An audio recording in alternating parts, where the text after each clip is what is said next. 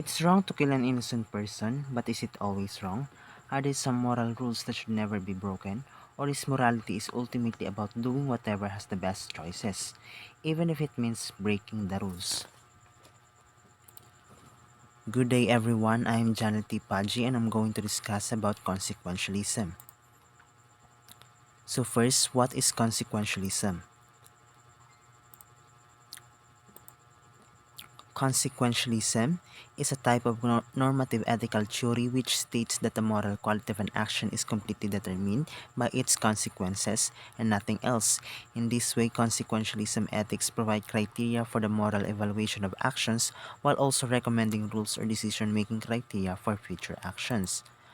Furthermore, consequentialism, also known as teleological ethics, is an approach to ethics that argues that the morality of an action is contingent on the action's outcome or consequence. Thus, a morally right action is one that produces a good outcome or result, and the consequences of an action or rule generally outweigh all other considerations. So, this is the opposite side or point of view of consequentialism, which is non-consequentialism. So, what is non-consequentialism? Non-consequentialism argues that the potential consequences of a given action should not be taken into consideration when determining the moral quality of an action. Certain readings of non-consequentialism state that the consequences of an action can partly be taken into consideration, but they shouldn't be the driving force of any decision. So, the never kill an innocent person and never lie quotation are some of the example of non-consequentialism idea. So to further understand about non-consequentialism and consequentialism, here are some other examples.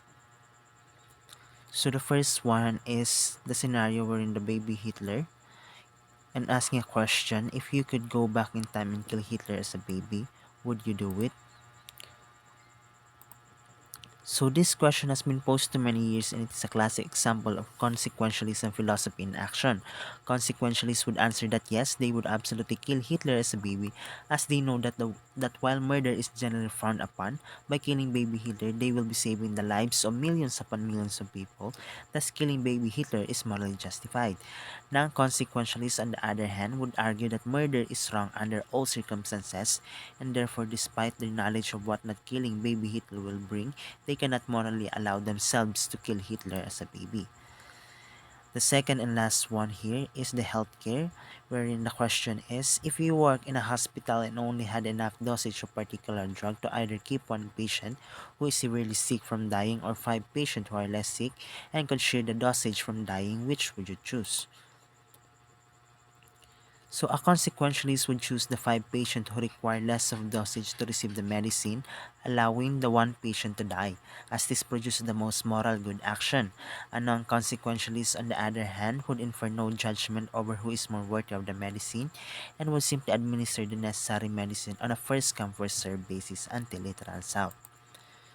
So we are now on the arguments on consequentialism. Philippa Foot, for example, argues that consequences in themselves have no ethical content unless it has been provided by a virtue such as benevolence and many more. Elizabeth Anscombe has objected to consequentialism on grounds that it does not provide guidance in what one ought to do, since the rightness or wrongness of an action is determined based solely on the consequences it produces. Bernard Williams has argued that consequentialism is alienating because it requires moral agents to put too much distance between themselves and their own projects and commitments, and to take a strictly impersonal view of all actions. So my final conclusion to my topic, which is consequentialism. In a world full of uncertainties and worries, people tend to create decisions and solutions to the best that they can. Some might be on the side of making and creating things that will benefit themselves, but some might also put effort in helping every humankind without exemptions. That is why I have arrived to my very conclusion about this topic of mine.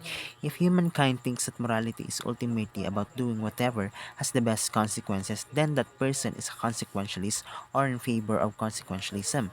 On the other hand, if a person thinks that moral action that is partly be taken into consideration but shouldn't be the driving force of any decision, then they might be a non-consequentialist. So, any questions or clarifications?